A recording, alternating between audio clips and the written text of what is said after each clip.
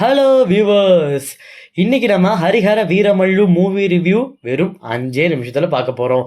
Without any delay நம்ம ரிவ்யூக்குள்ளே ரேண்ட்டுக்குள்ளே போயிடலாம். இந்த படத்தோட கதை என்ன அப்படின்னு கேட்டிங்கன்னா, ஒரு முகலாய டைம், அந்த ஒரு ஏன்ஷியன் டைமில் பார்த்தீங்கன்னா நம்ம ஹீரோ பார்த்தீங்கன்னா எல்லாத்துக்கும் உதவி செய்கிற ஒரு நல்லவராக வாழ்ந்துக்கிட்டு வந்துட்டுருக்காரு.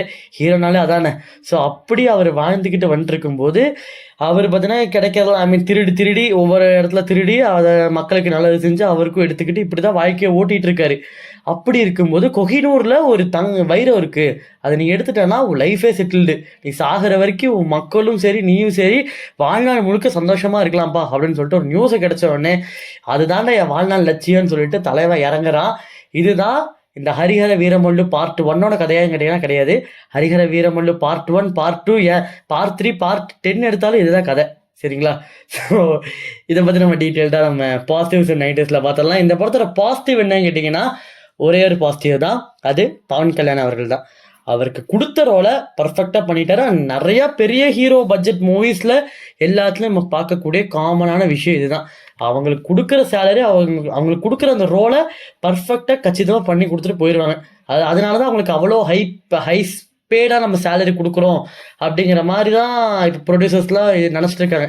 ஏன்னா போட்டதை எடுத்துடலாம், எவ்வளோ நம்ம பார்த்தீங்கன்னா எவ்வளோ ஒரு ஸ்டார் கேஸ்ட் வச்சுருக்கோமோ அந்தளவுக்கு நம்ம கலெக்ஷன் எடுத்துடலாம் அப்படிங்கிற நம்பிக்கையில் தான் எல்லா ப்ரொடியூசர்ஸும் இப்போ இறங்கியிருக்காங்க. அண்ட் இது ஒரு மிகப்பெரிய டாபிக். இதை பற்றி நம்ம பார்த்தீங்கன்னா ஃபியூச்சரில் வீடியோஸில் பேசலாம். அந்த வீடியோஸை பார்க்கணுன்னா சப்ஸ்கிரைப் பண்ணி வச்சுக்கோங்க. ஸோ அந்த வகையில் பவன் கல்யாண் அவர்களுக்கு கொடுத்த ரோலை, தனக்கு கொடுத்த ரோலை என்ன பண்ண முடியுமோ அந்தளவுக்கு பண்ணிட்டாரு. அண்ட் அவர் ஃபேன்ஸுக்கு அவரோட ஆக்டிங் டெஃபினட்டாக ஒரு ட்ரீட்டாக இருக்க போகுது. அண்ட் நெகட்டிவ்ஸ், ஸோ இவ்வளோ சீக்கிரமாக எந்த படத்துக்கு நான் நெகட்டிவ்ஸ் வந்தது கிடையாது. பட் இந்த படத்துக்கு நான் நெகட்டிவ் சொல்லணும்னா முதல் நெகட்டிவே இந்த படத்தோட மேக்கிங்.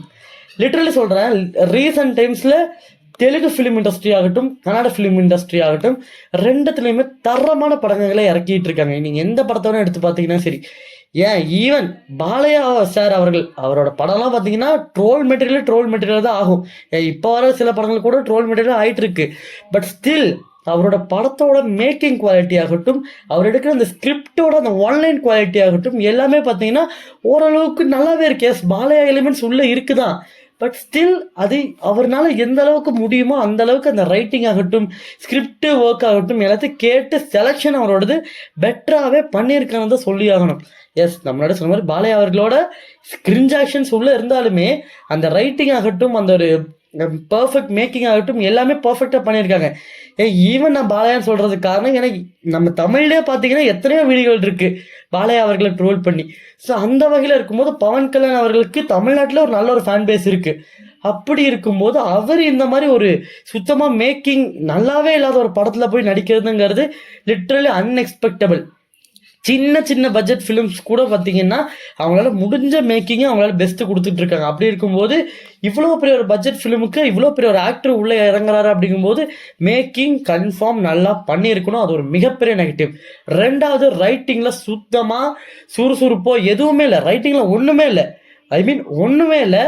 ஏன்னா இதை நான் சொன்ன தெரியுமா, இந்த கதை நம்ம முன்னாடியே சொன்ன மாதிரி தான், அந்த கதையப்போ சொன்னல அந்த மாதிரி தான். பார்ட் 1, பார்ட் 2, பார்ட் 3, பார்ட் 10 எடுத்தாலும் இதுதான் கதை. சரிங்களா?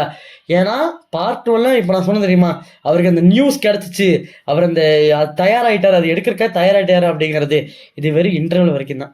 இன்டர்வலுக்கு அப்புறம் என்ன பண்ணுறது அவங்களுக்கும் தெரில நம்மளுக்கும் தெரில அப்படிங்கிற மாதிரி அருன்னு அறுத்து தள்ளிட்டாங்க. லிட்டரல் சொல்லணும்னா டேய் விடுங்கடா நான் வீட்டுக்காச்சும் போகிறேன்டா அப்படிங்கிற மாதிரி தான் ஆயிடுச்சு. இழுத்துட்டு பார்ட் 2க்கு கடைசி ஒரு லீடு வேறு. என்னடா பண்ணுறீங்க அப்போ இந்த படத்துல கதை என்னடா அப்படிங்கிற மாதிரி தான் இருக்குது. லிட்டரல் சொன்னால் செகண்ட் ஹாஃப்ல சுத்தமாக சுறுசுறுப்பே இல்லை. ஈவன் இந்தியன் 2 கூட பார்த்தீங்கன்னா ஏதோ ஒன்று, என்னதான் இந்தியன் 3ல கதை இருக்கு அப்படி இப்படின்னு சொன்னா கூட இந்தியன் 2 கூட ஓரளவுக்கு உட்காந்து பார்க்குற அளவுக்காச்சும் இருக்கும். பட் இந்த படத்துல அதுவும் இல்லை. என்னடா பண்ணி வச்சிருக்கீங்க லிட்டரலி செகண்ட் ஹாஃப்ல அப்படிங்கிற மாதிரி தான் இருந்துச்சு. Second half is a shit அவ்வளோதான் சொல்லுவேன். செகண்ட் ஹாஃப் உண்மையாக சொல்கிறேன், எந்த அளவுக்கு வேர்ஸ்டாக பண்ண முடியுமோ அந்த அளவுக்கு வேர்ஸ்டாக பண்ணியிருக்காங்க. Literally unexpectable thing. அதுவும் அந்த செகண்ட் ஹாஃப் லீடு கொடுக்கணும், செகண்ட் பார்ட் லீடு கொடுக்கணுங்கிறதுக்காகவே அந்த செகண்ட் ஹாஃபை வடிவமைச்ச மாதிரி ஆயிடுச்சு. லிட்டரலி சொல்லணும்னா இந்தியன் 2ல பண்ண மிஸ்டேக்கை விட ஒரு மிகப்பெரிய மிஸ்டேக் இந்த படத்தில் பண்ணிட்டாங்க. அண்ட் இந்த படத்தில் நிறைய நெகட்டிவ் இருக்குது, அதை பற்றி நம்ம பேசிக்கிட்டே போகலாம். பட் என்னோட டைம் முடிய போகிற மாதிரி இருக்குது, அதனால நான் ஓவராலாக சொல்லிடுறேன். இந்த படம் யாருக்கு அப்படின்னு கேட்டிங்கன்னா கன்ஃபார்ம் பவன் கல்யாண் ஃபேன்ஸ் அவர்களுக்கு தான். மற்றபடி இது ஓடிடியில் கூட பார்க்கலாமா கேட்டிங்கன்னா ஐ திங்க் ஸோ ஸ்கிப் பண்ணிடுங்க. கன்ஃபார்ம் ஜீ தமிழில் ஒரு நாள் போடுவாங்க, அப்போ நீங்கள் பொறுமையாக பார்த்துக்கோங்க. அண்ட் இந்த படத்துக்கு த கிரேட் கோலிவுட் ரேட்டிங் எவ்வளோன்னு கேட்டிங்கன்னா 1.5 out of 5 only for Pawan Kalyan sir fans. மற்ற யாருமே ட்ரை பண்ணாதீங்க. ஒரு ட்ரை பண்ணி உங்களுக்கு பிடிச்சிச்சுன்னா கம்பெனி பொறுப்பாகாது. நன்றி, இன்னொரு வீடியோவில் சந்திக்கலாம்.